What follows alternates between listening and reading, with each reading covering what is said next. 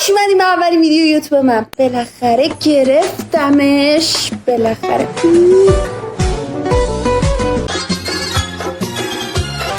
Oh my god, oh my god, oh my god, oh my god, oh my god.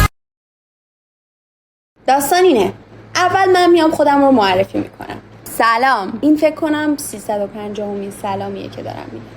من ساحلم، 31 سالمه، متولد 21 خرداد 1382 هم. آره خرداد.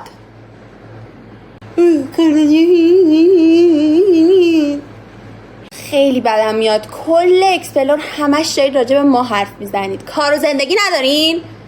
ما خیلی هم واقعا آدمای نرمالی هستیم. کی گفته ما مودیم؟ از این به بعد هر کی تو اکسپلور راجع به ما حرف بزنه به اون بچه غیرتی بگویم. اطراف تهران زندگی میکنم ولی به خاطر دانشگاهم بیشتر 80% مواقع تهرانم و خوابگاه دارم. الان تابستون 1403، من ترم 4م، یعنی تابستون که تمام بشه میرم ترم 5. من 1 سال پشت کنکور موندم و الان تابستون بین 2 ترممه. برنامه من الان تو تابستون اینجوریه: میخورم، میخوابم، میخورم، میخوابم، میخورم، میخوابم.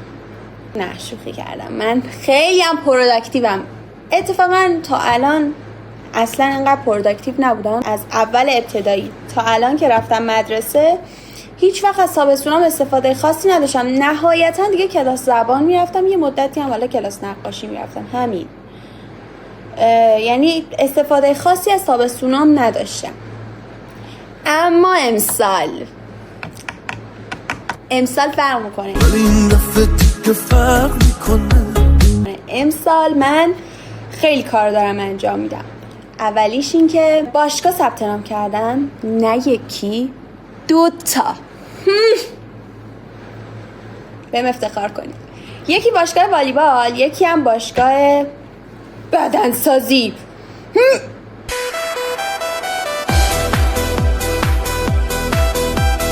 والیبال همجوری واسه تفریح و اینور و اونور و اشغال ثبت نام کردم، یعنی نمیخوام حرفه‌ای ادامهش بدم، فقط واسه اینکه یه تایمی بگذره و ورزشم بکنم این کارو کردم، یعنی اینو ثبت نام کردم.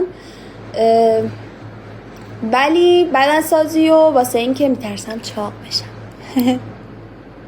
بدنسازی و واسه این میرم که بدنمو بسازم. عشق کنیدش. وقتی دارید منو معرفی میکنید به یکی بگی این یوتیوبر مورد علاقمه، بدنش هم خیلی خوبه، علاوه بر اینکه یوتیوبر مورد علاقتونه. سای جان خیلی ممنون که دعوت ما رو قبول کردین. دوستان عزیز، ما امروز بهترین یوتیوبر جهان رو اینجا داریم. خب سای جان، بهترین یوتیوبر جهان بودن چه احساسی داره؟ بهترین حس دنیاست واقعا. ممنون که من رو دعوت کردید و به عنوان بهترین یوتیوبر جهان من رو مورد تحسین قرار دادید. خیلی ممنونم. متشکرم. مرسی. نه تشویق نکنید. مرسی. خب داشتم میگفتم که توی این تابستون دارم چیکار میکنم. من همیشه به هم میگفتن که حالا مثلا چه بخوای تو ایران بمونی چه بخوای از ایران بری، واسه این که یه رشته خودت خوب بشی، مثلا چون میگن که یعنی میگن که راست میگن، توی دانشگاه یاد نمیگیری چیزی، باید دوره برداری بیرون از دانشگاه همه چیزو یاد بگیری و مثلا یه سری چیزای پایه‌ای رو هر کسی باید بلد باشه. نه اینکه من فقط رشتم مهندسی صنایع فقط من اینا رو یاد بگیرم، یعنی شما هم هر رشته‌ای که باشین، بیشتر رشته‌های البته مهندسی و اینا، خوبه که این چیزا رو بلد باشین. در نتیجه من 2 تا دوره ثبت نام کردم، دوره پایتون مقدماتی و یه دونه دوره اکسل که پایه‌ترین چیزا بودن که من بلدشون نبودم و خواستم که توی این تابستون یکم مفید باشم و قبل از اینکه ترم بعدی شروع شه اینا رو یاد بگیرم. دوره‌های پایتون و اکسل رو از یه سایتی گرفتم، یعنی سایت زیادی هست، فرادرس هست، مکتب خونه هست، کوئرام هست. من از کوئرا گرفتم ولی سه تاشم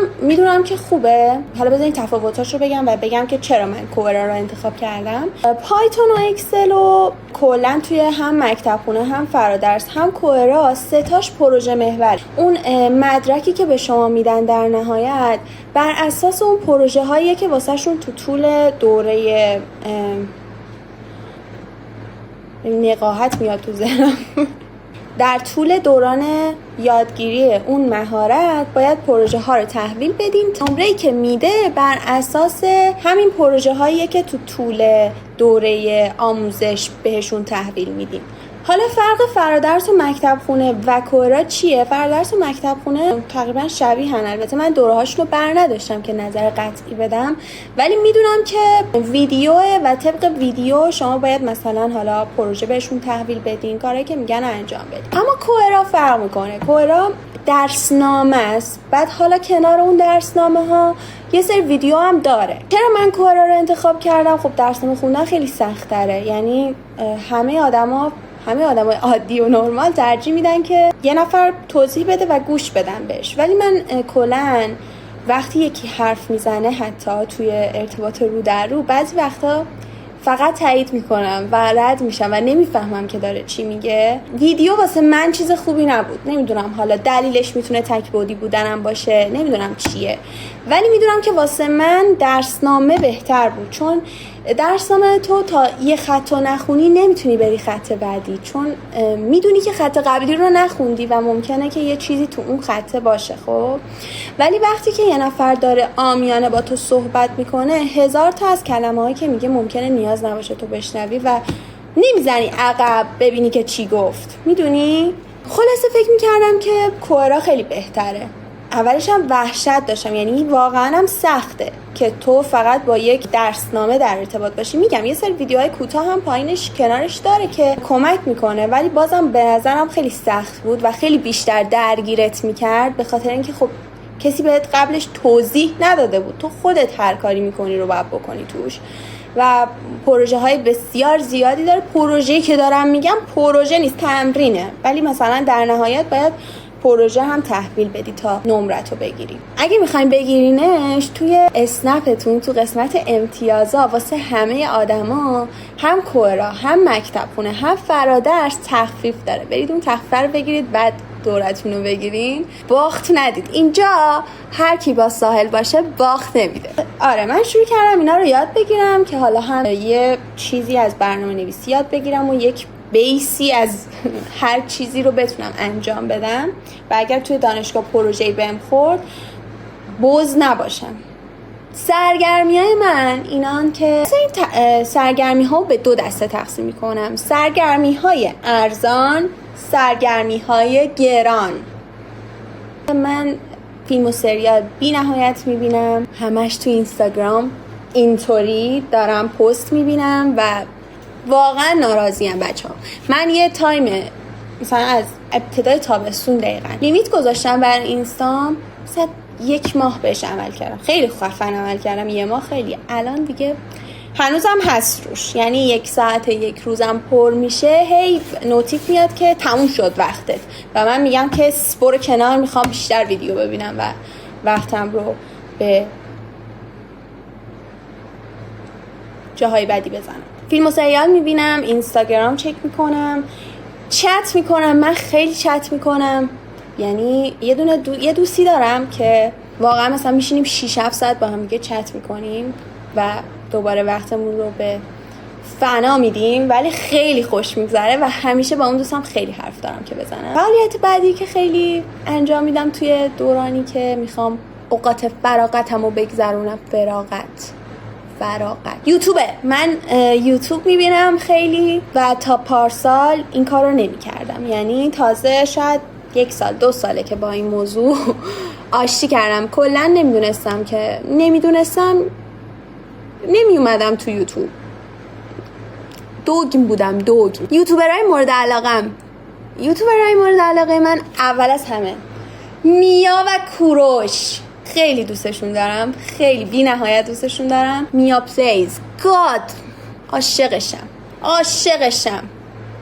اصلا من با میا پلیز و کومان بود که یوتیوب ببین شدم. سارا حقیقت رو دوست دارم، نواب ابراهیمی دوست دارم، با اینکه توش آشپزی میکنه ولی ویدیوهای آشپزی اونو خیلی دوست دارم. آشپزیش خداست. یه دونه هست آنتی بلاگرز، خب میاد بلاگرها رو دیس میکنه، خیلی خوب مسخره میکنه. ببین از این مثلا لادن و سید علی رو دیدیم میان میرقصن، یه آهنگ خاصی هم داره، همش هم با اون میرقصن. تق و تق در زدم، دست پر اومدم با یک چند شاخه گل. سرگرمی ارزونم تا الان یوتیوب و فیلم و سریال و چت کردن و اینستاگرام و اینا فعالیت های ارزون، سرگرمی های ارزون من. سرگرمی های گران، مسافرت. من عاشق مسافرتم، لطفا به من مسافرت بدهید. من هر چند وقت یه بار مسافرت خونم کم میشه ولی پول ندارم که برم. منم سرگشته حیرانت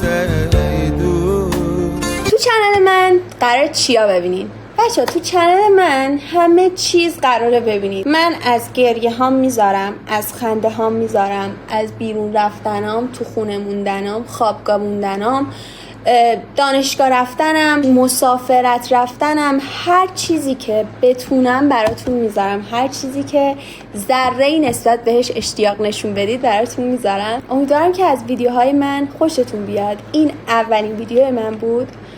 ممنون که تا آخر ویدیو با من همراه بودین.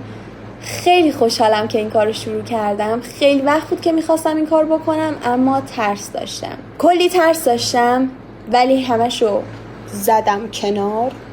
برید کنار، اینا واسین، اینا چیزن، ترسا، من زدمشون کنار و بالاخره شروعش کردم و خیلی خوشحالم از اینکه شروع کردم. امیدوارم که از این ویدیو خوشتون اومده باشه.